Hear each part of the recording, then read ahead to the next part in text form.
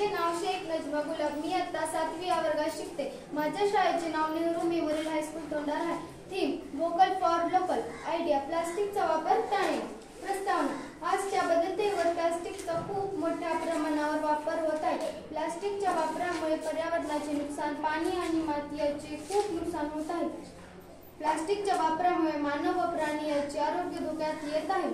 समस्या प्लास्टिकच्या वस्तू अनेक वर्षांपर्यंत नष्ट होत नाही, ते जमिनीत गाडल्या जातात व जमिनीचे नुकसान होते। तसेच प्लास्टिक तळ्यात वाहत्या पाणीत पडून पाणी दूषित होते। प्लास्टिक मध्ये ठेवलेले अन्न विषारी बनते व कॅन्सर सारखा आजार होऊ शकतो।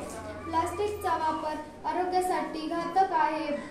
भारत सरकारने प्लास्टिकची कॅरी बॅग व थर्माकोल वापरण्यावर बंदी पण घातली आहे। यातून बाहेर पडण्यासाठी ही एक आयडिया।